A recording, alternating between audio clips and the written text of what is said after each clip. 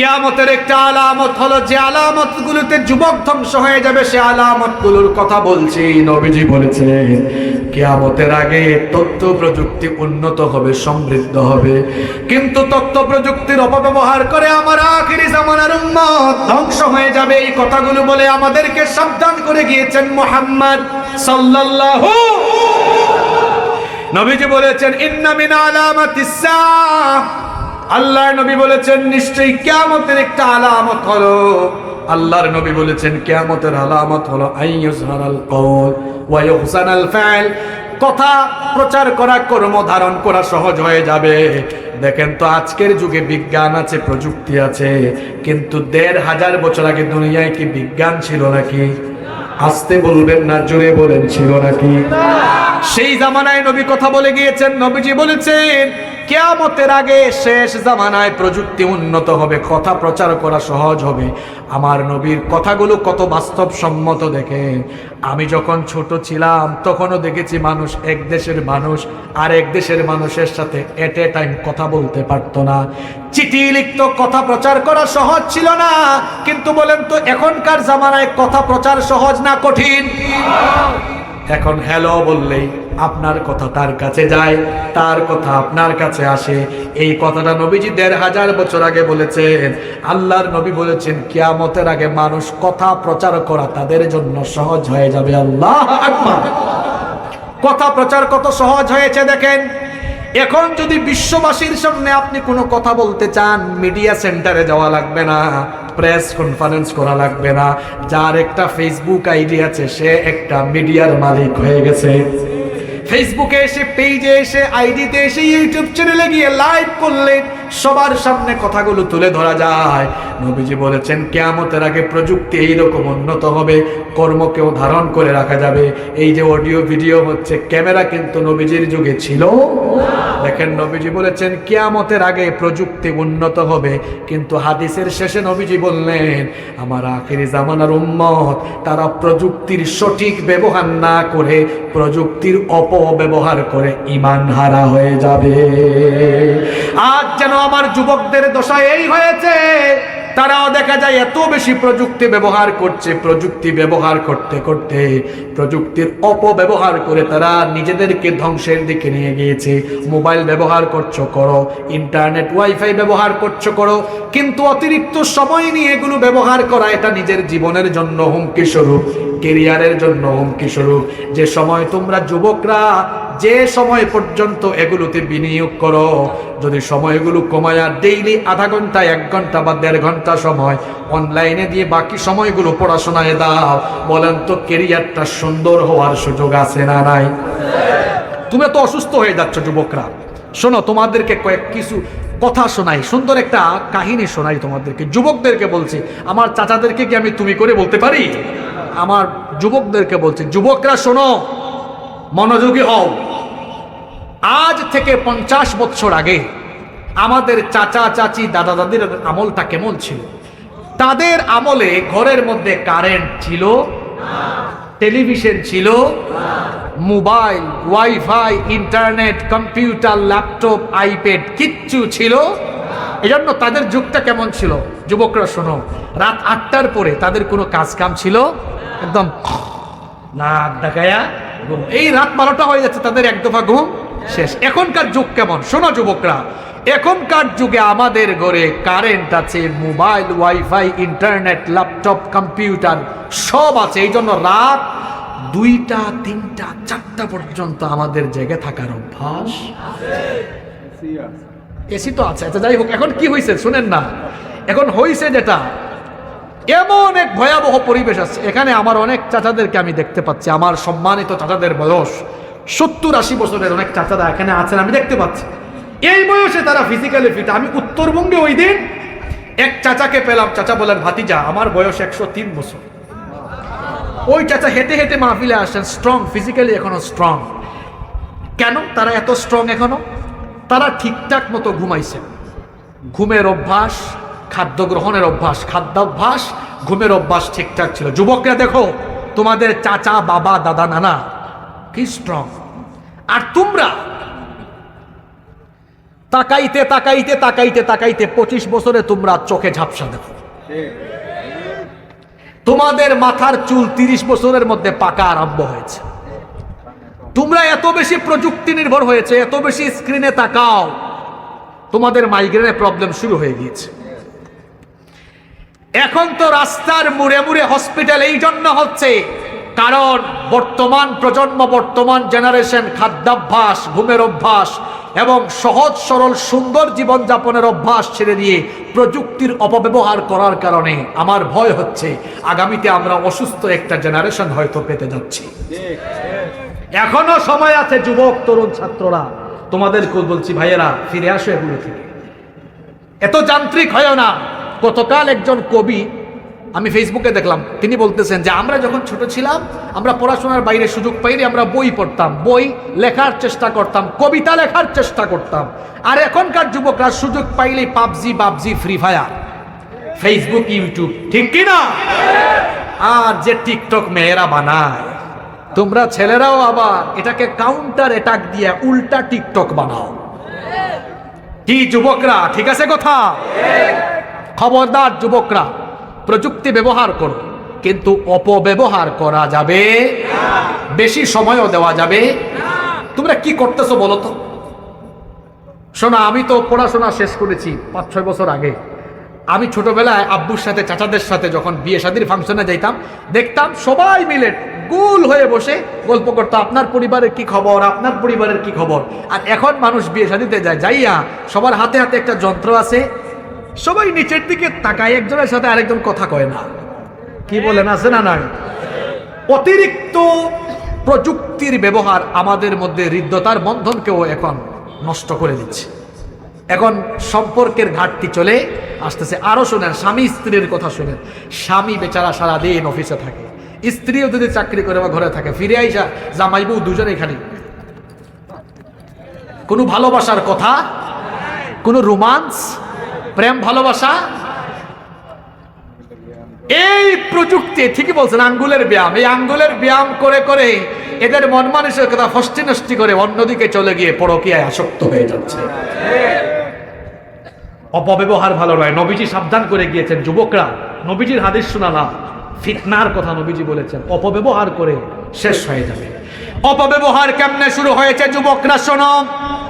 তোমাদের মধ্যে অনেক যুবক, আমিও তো যুবক, যুবকরা আমাদেরকে মনের কথা শেয়ার করে। ওই দিন একজন যুবক এসে বলে, হুজুর, মোবাইল ব্যবহার করতে করতে পর্নোগ্রাফিতে আসক্ত হয়ে গিয়েছি, এখন মাঝে মাঝে পর্ন না দেখলে ভালো লাগে না।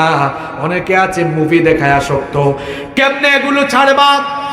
ও ভাই, আল্লাহকে ভয় করো। রাতের বেলা যে তুমি তোমার ঘরে দরজা বন্ধ করে দিয়ে ঘুমাও, তুমি ভাবছো আমি আমার রুমের ভেতরে একা আছি, এখন আমি আজে বাজে ভিডিও দেখতে পারি, কেউ দেখবে না। কিন্তু কলেজার টুকরা ভাইরা বলো, কেউ যদি অন্ধকার ঘরের কারবার নাও দেখে, নাও জানে, যিনি দেখেন এবং জানেন তিনি কে?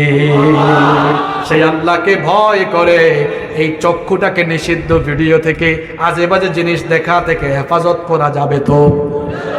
যুবকরা কথা দাও, পারা যাবে তো? আল্লাহ আমার যুবকদেরকে কবুল করে। আমি আর 2টা পয়েন্টের উপরে কথা বলবো, কষ্ট দিব না। এরপরে আমি আপনাদেরকে নিয়ে মুনাজাত করতে চাই, কেউ উঠবেন না। শুনেন, গত বছরের মাহফিলে ছিল, এবছর মনে হয় অনেক মানুষ নাই, দুনিয়া ছেড়ে চলেই গিয়েছে। এই মোনাজাতটাই তো এই মাহফিল জীবনের শেষ মাহফিল হয়ে যেতে পারে। 10টা মিনিট ধৈর্য ধরে থাকতে পারবেন না? এরপরে 10 মিনিট পরে ছেড়ে দিব আপনাদেরকে ইনশাআল্লাহ। আজকে তো কালেকশনে আধা ঘন্টা চলে গেল, নইলে এতক্ষণে আমার ওয়াজও শেষ হয়ে যাই। তো কষ্ট হচ্ছে আপনাদের? 10টা মিনিট চেয়ে নিচ্ছি, থাকা যাবে তো? 2টা পয়েন্ট, এরপরে শেষ। এরপরে নবীজি বলেছেন, কিয়ামতের আগে সত্যকে মিথ্যা, মিথ্যাকে সত্য, আমানতকে খেয়ানতকারী, খেয়ানতকারী লোককে আমানতদার বানিয়ে দেওয়ার প্রবণতা বেড়ে যাবে।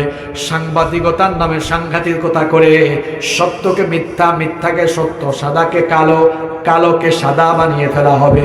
আল্লাহর নবী বলেছেন, সায়াতি আলান নাসি সানাওয়াতুন খাদ্দাত, অচিরে আমার উম্মতের মধ্যে এমন এক প্রতারণাপূর্ণ সময়ের আগমন হবে, ইউসাদ্দাকু ফীহাল কাযিব ওয়া ইউকাযযাবু ফীহাস সাদিক, যখন সত্যবাদীকে মিথ্যাবাদী বানানো হবে, মিথ্যাবাদীকে সত্যবাদী বানানো হবে, ওয়ায়ুতামানু ফিহাল খাইনু ওয়া ইউখাইয়িনু ফিহাল আমিন।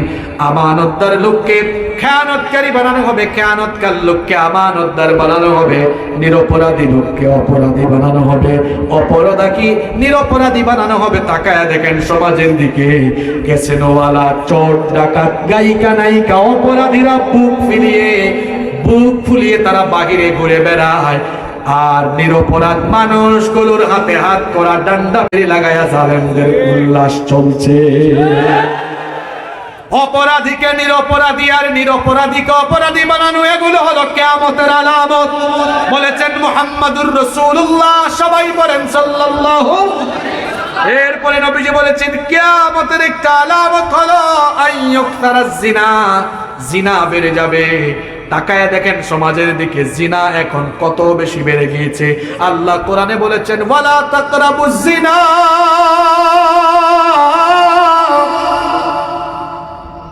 আল্লাহ বলেছেন জিনার ধারে কাছেও যাও না। কিন্তু এখন জিনার পরিবেশ আমরা তৈরি করে দিয়েছি। দেখেন নারী পুরুষের অবাধ মেলামেশা, ফ্রি মিক্সিং। এই তো এই মাসের কয়েকদিন আগে একটা বেহায়া দিবস গেল, ঠিক কিনা? এরকম আজে বাজে দিবসের আমদানি ঘটিয়েছি। ছেলে মেয়েদেরকে আমরা একসাথে চলাফেরার সুযোগ দিয়েছি। ছেলেরা কই হুজুর চিন্তা কইরেন না, মেয়েটা আমার জাস্ট ফ্রেন্ড। ও পাগলা, কারে বুঝাও? আজকে হলো জাস্ট ফ্রেন্ড। ছেলে আর মেয়ে দুজন হলো বিপরীত লিঙ্গ, সমলিঙ্গ নয়, বিপরীত লিঙ্গ। যেহেতু বিপরীত লিঙ্গ, বিপরীত লিঙ্গের প্রতি একটা আকর্ষণ জন্মগতভাবে দিয়েছেন কে? কেউ যদি কই হুজুর না কিচ্ছু হবে না, নো প্রবলেম, আমি বলবো তুমি ডাক্তার দেখাও, তোমার সমস্যা আছে। কারণ বিপরীত লিঙ্গের প্রতি জন্মগত আকর্ষণ আছে। এই আকর্ষণ দিয়েছেন কে? একটা ছেলে একটা মেয়ে যখন একসাথে থাকে, মাঝখানে আরেকজন থাকে, তার নাম কি? আজকে হলো জাস্ট ফ্রেন্ড, কালকে হবে গার্লফ্রেন্ড, পরের দিন কি হবে আল্লাহু আলাম। জিনা বেড়ে যাচ্ছে সমাজে। আর দুঃখ কারে বলতাম, আমার দেশের যুবকরা ভালো। আমার দেশের যুবকরা এখন দিনমুখী হচ্ছে। দেখেন এই মাহফিলে যত যুবক এসেছে, এরা চাইলে গান বাজনা যাইতে পারতো, কিন্তু আমাদের দেশের যুবকরা এখন নায়ক নায়িকাদের সাথে সেলফি তুলতে চায় না, নায়ক নায়িকাদের আসরে যায় না। আমার দেশের যুবকরা এখন হুজুরদের সাথে ছবি তুলতে চায়, হুজুরদের আসরে, কুরআনের আসরে তারা যেতে চায়। যুবকদের এই পরিবর্তন বলে দিচ্ছে, যুবকদের এই গণবিপ্লব বলে দিচ্ছে, আগামী দিনে বাংলাদেশে ইসলামের রাজ কায়েম হবেই হবে ইনশাআল্লাহ। আল্লাহু আকবার। ইসলামের শত্রুরা কি ভালো লাগে, যুবক ছেলেরা দাড়ি রেখেছে, যুবক ছেলেরা টাকনুর উপরে প্যান্ট পরে, আলহামদুলিল্লাহ পড়েন। আমার দেশের যুবকরা ভালো, এরা তো মনের দুঃখ আমাদের সাথে শেয়ার করে, চাচারা আমাদের সাথে শেয়ার করে। এরা বিয়ে করতে চায়, জিনা করতে চায়, কিন্তু দেখা যাচ্ছে এই যুবকরা বিয়ে শাদী কেমনে করবে? আমার সমাজ বিয়েকে যে কঠিন বানায়া রেখেছে, ছেলেগুলো বিয়ে করতে পারছে না। যখন পড়াশোনা শেষ করলো, আচ্ছা আপনারা বলেন তো, পড়াশোনা শেষ কইরা একটা ছেলের কাছে কি লাখ লাখ টাকা থাকে? মেয়ে বিয়ে করতে গেলে, বিয়ে করতে চাইলে মেয়ের বাপ আগে থেকেই প্রশ্ন করে বসে সরকারি চাকরি করে তো?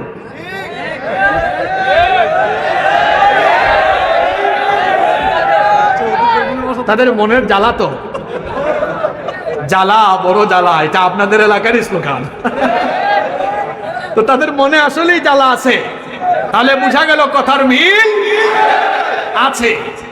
এরা বিয়ে করতে চায় তো, কিন্তু চাকরি সরকারি হইতে হবে। আরে শোনেন, সরকারি চাকরি যারা করেন ভাই, রাগ করেন না প্লিজ। সরকারি চাকরি করে পয়সা কামাইতে হইলে অবশ্যই 2 নম্বরই করতে হবে। ঘুষ খাইতে, নইলে টাকাওয়ালা হওয়া যাবে। টাকাওয়ালা হওয়া যায় ব্যবসা করলে, টাকাওয়ালা হয়ে যায় কি করলে? চাকরি করলে মানুষ বড় লোকও হয় না, ধনীও।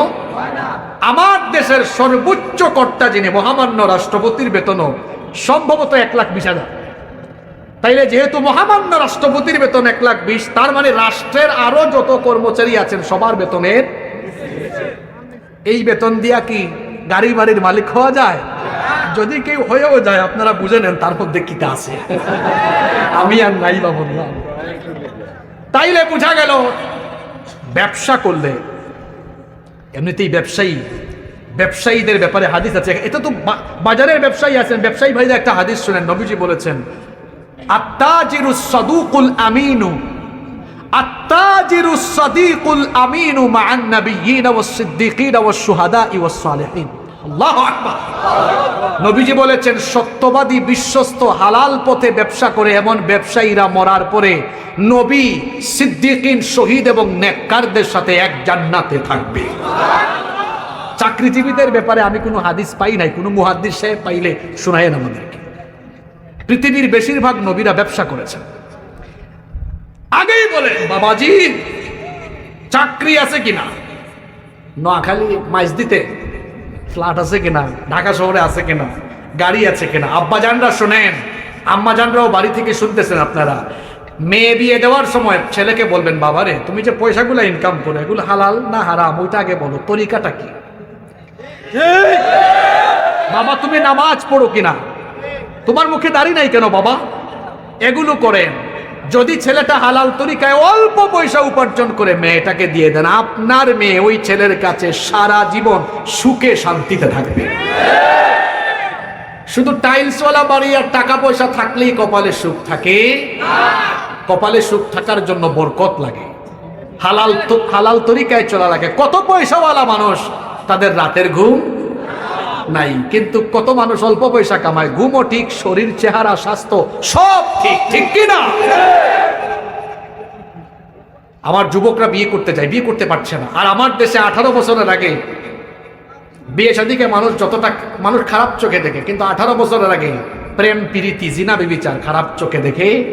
আমি ওই দিন উত্তরবঙ্গ থেকে মাহফিল করে আসতেছি, এদিকে কুমিল্লায় প্রোগ্রাম, ঢাকা দিয়ে ঢুকবো, হাতির ঝিল দিয়ে আসতেছি, সকালবেলা 9টার পরে দেখি কবুতরের জোড়ার মতো স্কুল ড্রেস পইরা, কলেজের ড্রেস পইরা, এখানে এক জোড়া, এখানে এক জোড়া, ওখানে এক জোড়া, ওখানে এক জোড়া, জোড়া জোড়া জোড়া জোড়া জোড়া। স্কুল কলেজের ড্রেস দেখে মনে হলো একটারও বিয়ে শাদী হয়। পাশ দিয়ে কত মুরব্বী হেঁটে যায়, প্রশাসন যাচ্ছে, কেউ কোনো কথা কয় কি আজীব অবস্থা। আমার দেশে গাছতলা, আমতলা, বটতলা, জামতলায় এরকম কবুতরের জোড়ায় জোড়ায় বৈশা এরা যে বিবাহ বহির্ভূত সম্পর্ক করে, এই যে জিনা বাড়ছে, এর একমাত্র কারণ আমরা আমাদের সমাজে বিয়ে শাদীকে কঠিন করে ফেলেছি। 18 বছর আগে যদি ছেলেমেয়েরা এভাবে আমতলা, গাছতলা, বটতলা, জামতলায় বসে বাদাম খাইতে পারে, তো 18 বছরের আগে ওই জোড়া জোড়া মিলে বিয়ে দিয়ে দিলে সমস্যা কোথায়? 18 বছরের আগে না দেন, পড়াশোনা করুক। আমরাও চাই না এত তাড়াতাড়ি বিয়ে করুক, কারণ বিয়ে করতে তো সামর্থ্য লাগবে। কিন্তু 23-24 বছরে একটা ছেলে পড়াশোনা শেষ করেছে, কয় না, ছেলের বাবা কয় তুই এখন কি বিয়ে করবি, আগে নিজের পায়ে দাঁড়া। কেন, হে কি মানুষের পায়ের উপর দাঁড়ায় আছে নাকি? বিয়ের সম্পর্ক টাকা পয়সার সাথে নয়, ক্যারিয়ারের সাথে নয়, বিয়ের সম্পর্ক চরিত্রের সাথে। যারা কম বয়সে বিয়ে করে, বিয়ে কেন? লজ্জাস্থানের হেফাজতের জন্য। বিয়ে কেন? চরিত্রের হেফাজতের জন্য। এখন বিয়ে যদি হয় ক্যারিয়ারের জন্য, তাহলে তো এটা কোরআনের উল্টা হয়ে গেল। শোনেন, একটা ঘটনা বলে আজকের ওয়াজ শেষ করব আমি। মনে রাখবেন, এটা সবার জন্য আমি বলে যাচ্ছি, যে সকল ছেলেরা প্রতিষ্ঠিত হয়ে টাকা পয়সা, গাড়ি বাড়ি বানানোর পরে বিয়ে করে, বেশিরভাগ ক্ষেত্রে এমন পুরুষরা তাদের স্ত্রীকে অবমূল্যায়ন করে, দাসীবান্দির মতো আচরণ করে। কিন্তু যে সকল ছেলেরা প্রতিষ্ঠিত হওয়ার আগে বিয়ে করে, তারা সারা জীবন তাদের বউকে কদর করে। কেন করে? কারণ প্রত্যেকটা পুরুষের সফলতার পেছনে একজন নারীর কন্ট্রিবিউশন আছে। তোমরা যারা বিয়ে করো নাই মিসকিন, তোমরা বুঝবা না।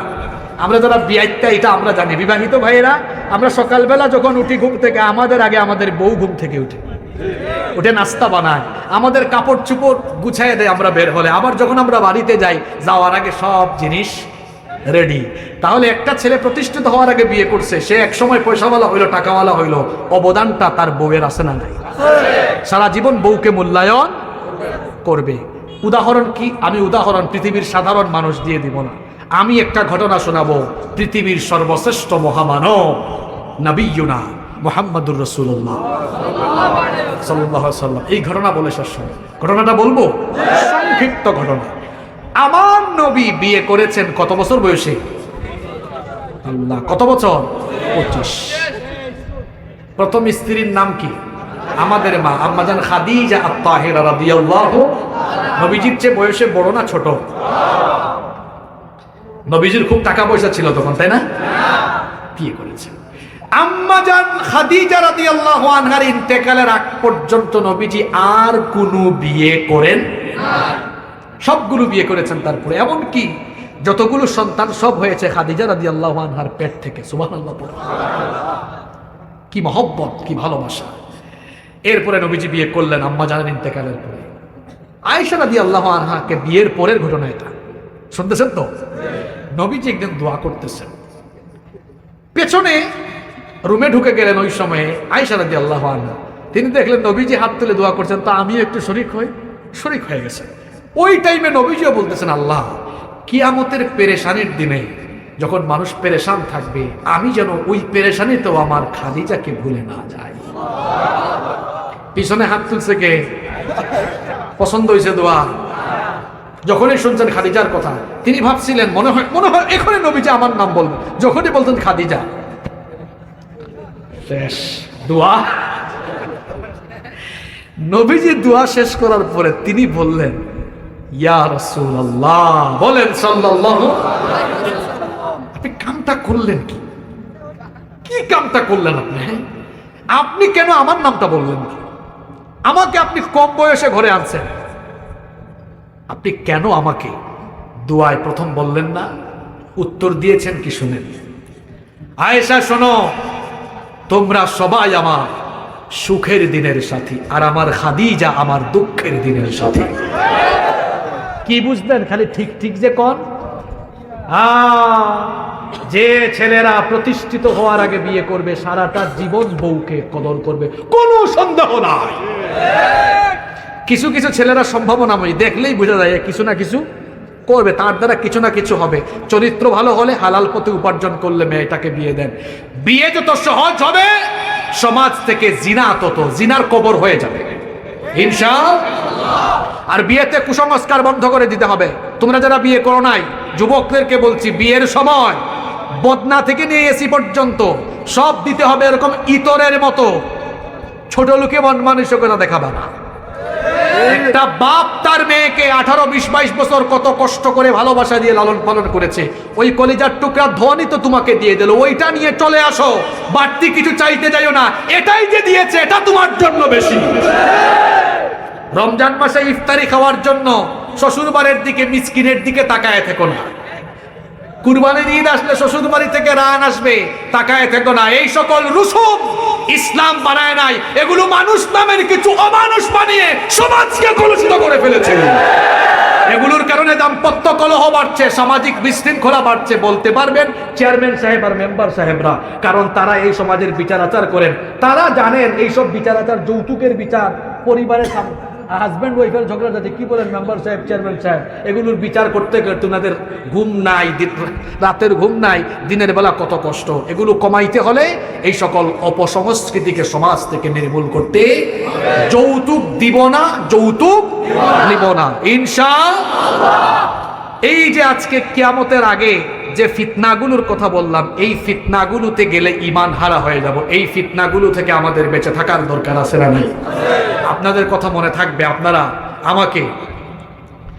আমাকে মুগ্ধ করেছেন আপনাদের আচরণ দিয়ে। কেউ উঠবেন না, আমি আপনাদেরকে নিয়ে মোনাজাত করে আমরা একসাথে যাব ইনশাআল্লাহ। যত কথা বলেছি, আল্লাহ আমাদেরকে আমলের তৌফিক দেন।